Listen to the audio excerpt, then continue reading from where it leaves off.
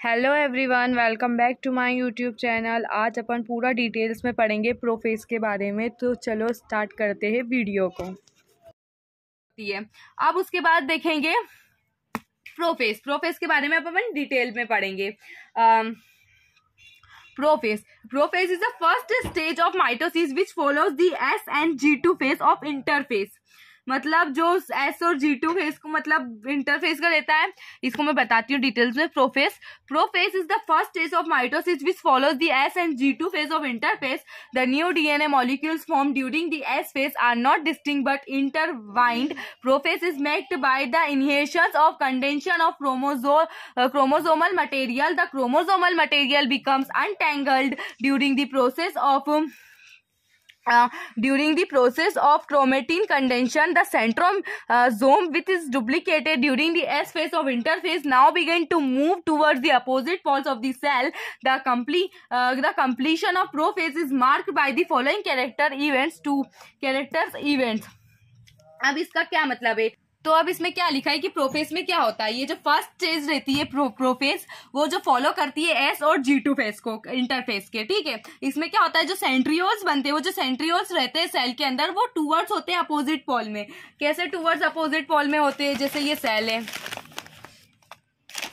ये सेल है, ठीक है। अब ये स्टार्टिंग में ये बस न्यूक्लियस है। अब ये यहाँ पर सबसे पहले तो क्या होंगे इसके डीएनए, ये जो मतलब ये जो डीएनए रहती है क्रोमोसोम, मतलब क्रोमोसोम बनते हैं तो ये कंडेंस होते हैं डीएनए, ये डीएनए कंडेंस होते हैं। ये जो क्रोमोसोम बनते हैं तो डीएनए कंडेंस होते हैं। अब ये है सेल ऑर्गेनिल, ठीक है, ये है सेल ऑर्गेनिल, ये है सेल ऑर्गेनिल, ठीक। ये आगे सेंट्रियोल, ये न्यूक्लियर मेम्ब्रेन, ये पूरी सेल, ये क्रोमोसोम कंडेंस होते, कंडेंशन होता है क्रोमोसोम का। डीएनए से ही क्रोमोसोम बनते ना, क्रोमोसोम का यहाँ कंडेंस होता है। और ये रहा अपना पूरा न्यूक्लियस। और बहुत सारे मतलब सब कुछ रहते हैं इसके अंदर, सेल के अंदर माइटोकॉन्ड्रिया ये सब ये रहता है।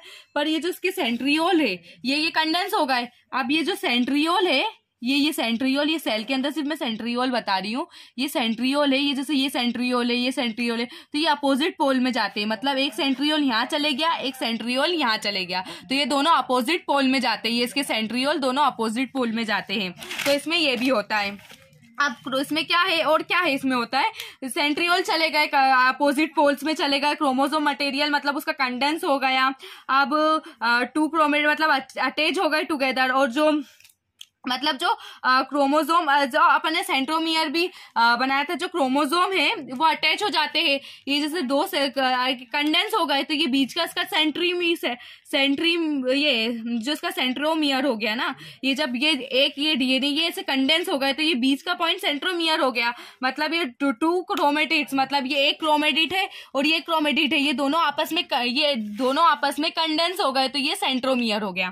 ठीक है, अब ये मतलब ये जो है ये इनिशियल मतलब इसमें बोला है initiation of the assembly of mitotic spindle, the microtubules, the protein components of the cell cytoplasm help in the process. मतलब ये जो कंपोनेंट्स है माइटोटिक डिवीजन, मतलब स्पिंडल जैसे कि कंडेंस हो जाते हैं और ये दोनों कंडेंस हो जाते हैं। प्रोटीन भी मतलब प्रोटीन का भी वर्क होता है। ये प्रोफेस में कंडेंस हो जाते हैं तो सेंट्रोमियर से अटैच होते हैं, फिर सेंट्रियोल अपोजिट पोल में चले जाते हैं। इसमें भी यही बताया कि सेंट्रियोल अपोजिट पोल में चले जाते हैं, डीएनए कंडेंस हो जाते हैं।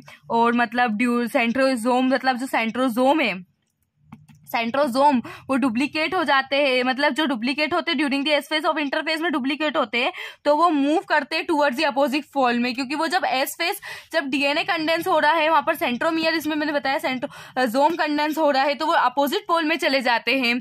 और मतलब बहुत सारे इवेंट्स होते हैं। ठीक है, अब इसमें फर्स्ट पॉइंट पढ़ेंगे। A chromosome material condense to form compact mitotic chromosome are seen to be composed of two chromatid attach together the centromere. मतलब दो क्रोमेटिड मैंने बताया अटैच होते हैं सेंट्रोमियर से।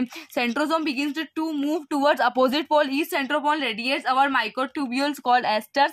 The two esters together with the spindle fiber from mitotic apparatus. अब इसमें बताया है सेकेंड पॉइंट में कि जो सेंट्रोजोम है, सेंट्रोजोम है। जैसे कि ये इसमें जो अटैच हुए वो जो बने सेंट्रोमियर, उसको सेंट्रोजोम भी बोलते हैं। अपोजिट पोल में चले जाते हैं सेंट्रोमियर को, मतलब सेंट्रोमियर जो सेंट्रोजोम इसमें बताया कि जो डुप्लीकेट हुए और वो जो चले गए, तो सेंट्रोजोम मतलब अपोजिट पोल में चले जाते हैं। और मतलब माइक्रो जो एस्टर्स, मतलब ये जैसे कि ऐसे रहते हैं, ये ऐसे, ये स्पिंडल फाइबर्स भी बोलते हैं इसको, ये ऐसे रहते हैं एस्टर्स के। और वो स्पिंडल फाइबर मतलब ये जब ये सेल बन जाती है, ये न्यूक्लियस बन जाता है, तो ये ना ये दोनों ऐसे ये अटैच हो जाते हैं, ये इसको स्पिंडल फाइबर्स बोलते हैं। ये से अटैच हो जाते हैं स्पिंडल फाइबर्स के through. Cell at the end of cell मतलब ये पूरा ऐसा ही रहता है न्यूक्लियस में। The cell at the end of prophase when viewed under the microscope do not show Golgi complex, endoplasmic reticulum, nucleus and nuclear membrane. मतलब जो प्रोफेस के एंड में रहती है ये सेल में, जब ये सेल पूरी प्रोफेस के एंड में रहती है तो ये हटा देती है, मतलब हटा देती है, मतलब नेगलेक्ट जब हट जाते हैं इसके सारे, इसकी है ना न्यूक्लियर मेम्ब्रेन भी हट जाती है। ये प्रोफेस कर रही है ना, तो ये बस इसकी न्यूक्लियर मेम्ब्रेन भी हट जाएंगी। एंडोप्लाज्मिक रेटिकुलम भी मतलब शो नहीं होगा, गोल्गी कॉम्प्लेक्स भी शो नहीं होगा, ना न्यूक्लियस शो होगा, सिर्फ ये सेल ऐसी रहेंगी। और इसमें ना ही न्यूक्लियर मेम्ब्रेन ऐसी जैसे ये न्यूक्लियर मेम्ब्रेन रहती है ना, इसमें शो नहीं होंगी, प्रोफेस के अंदर इसकी न्यूक्लियर मेम्ब्रेन शो नहीं होंगी। और लास्ट में देखना इसकी ये सब आ जाएंगे, अभी इसके सब हट जाएंगे, मतलब ये सब हट जाएंगे। पर अभी बस अभी इस पूरी सेल रहेंगी, क्योंकि सेल को अभी डिवाइड होना है, तो सब हट जाएंगे। और अब फिर न्यूक्लियर मेम्ब्रेन ये वो सब उसकी हट जाएंगी, सिर्फ सेल रहेंगी। और इसका ये जो endoplasmic reticulum, Golgi complex, endoplasmic reticulum, Golgi complex, nucleus and the nuclear membrane, ये सब हट जाएंगी। Thank you so much guys for watching this video. Like, share, comment and subscribe my YouTube channel. Thank you.